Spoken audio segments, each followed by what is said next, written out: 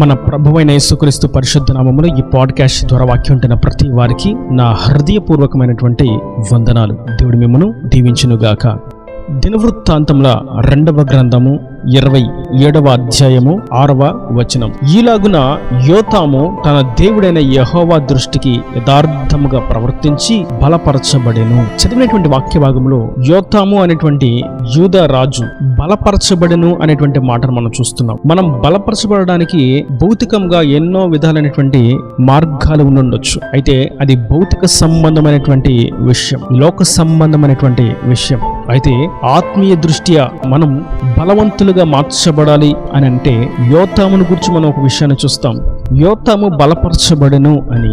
ఎలా బలపరచబడ్డాడు? అతడు యెహోవా దృష్టికి యథార్థముగా ప్రవర్తించిన విధానమును బట్టి అతడు బలపరచబడెను. నేడు మనము సైతం ఆయన దృష్టికి యథార్థముగా ప్రవర్తించినట్లయితే మనం బలపరచబడతాం.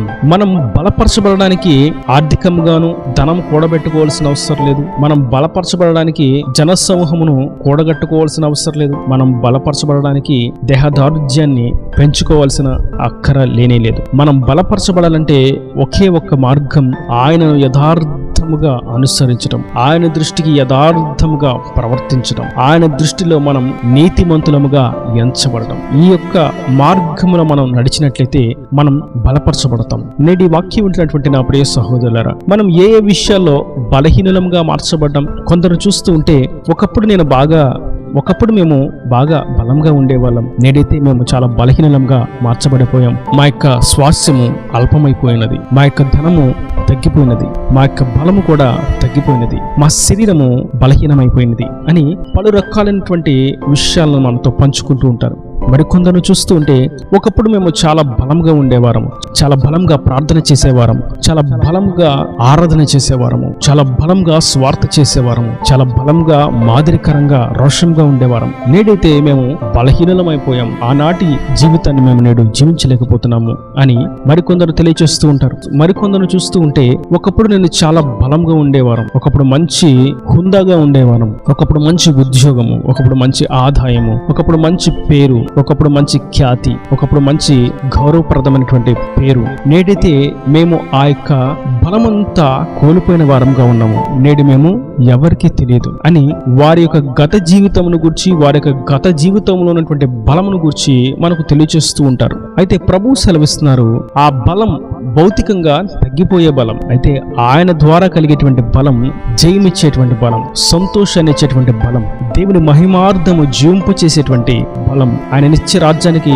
వారసులుగా మార్చేటువంటి బలం. ఇక్కడ యోతాము అనేటువంటి రాజును మనం చూసినట్లయితే అతడు కేవలం 25 ఏండ్ల యవనస్తుడు. అతడు రాజుగా సింహాసనాన్ని అధిష్ఠించినప్పుడు అతడు యథార్థంగా ప్రవర్తించాడు. దేవుని మందిరమును గురించి ఆసక్తిని కనపరిచాడు, శత్రులతో యుద్ధము చేసి ఓడించాడు, జనుల క్షేమం కొరకు కొన్ని పురములను కట్టించాడు, అనేకమైనటువంటి మంచి కార్యాలను తలపెట్టి చేసి ముగించాడు. జనుల క్షేమమును కోరుకుంటూ దేవుని దృష్టికి యథార్థంగా పరిశుద్ధంగా పవిత్రంగా జీవిస్తూ దేవుని దృష్టికి యథార్థముగా ఆయన ఆజ్ఞానుసారంగా జీవిస్తూ ఉన్న విధానాన్ని బట్టి అతడు బలపరచబడెను.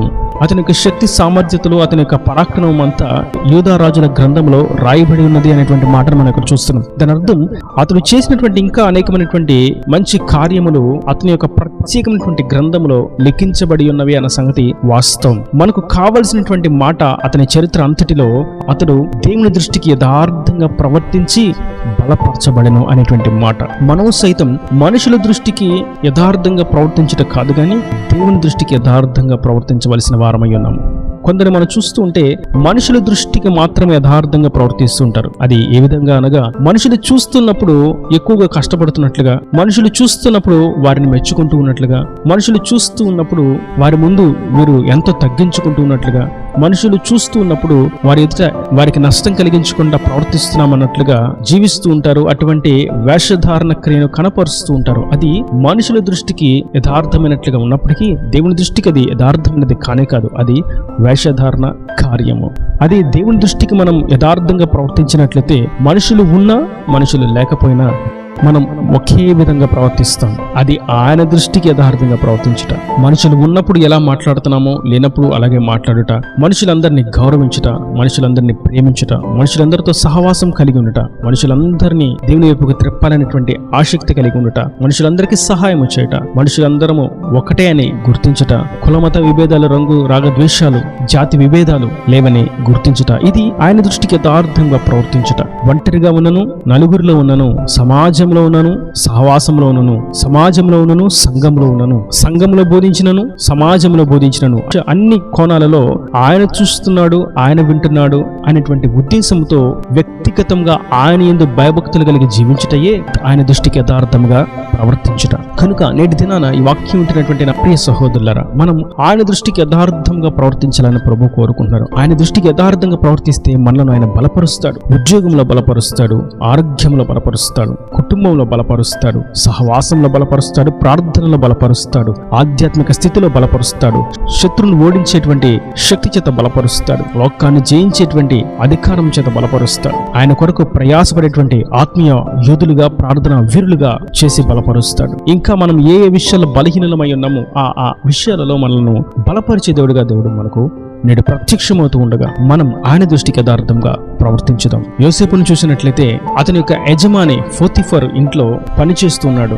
ఆ యజమాని యొక్క భార్య యోసేపును పాపము చేయడానికి ప్రేరేపిస్తూ ఉన్నది. యోసేపు అక్కడ మంచి మాట మాట్లాడతాడు.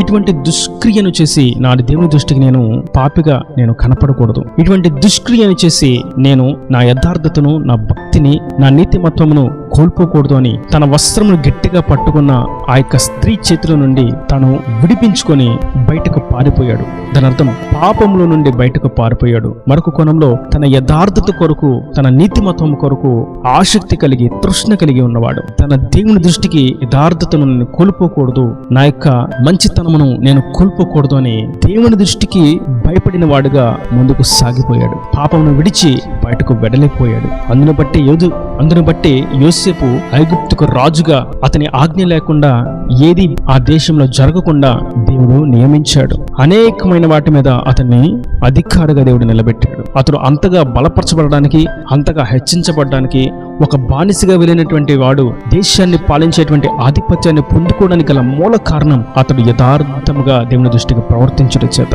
యథార్థత లేకపోతే వారు ఎంత ఆధిక్యత కలిగి ఉన్నప్పటికీ ఒకానొక రోజు వారు తుచ్చమైన వారుగాను, బలహీనులుగాను, ఎన్నికలైన వారుగాను తృణీకరింపబడవలసి వస్తుంది. పాతాళంలోనికి, నరకంలోనికి, అగ్ని గంధకములోనికి త్రోయబడవలసి వస్తుంది. కనుక నేటి వాక్యం ఉంటున్నటువంటి నా ప్రియ సహోదరులారా, మనకు యథార్థత చాలా ప్రాముఖ్యమైనది.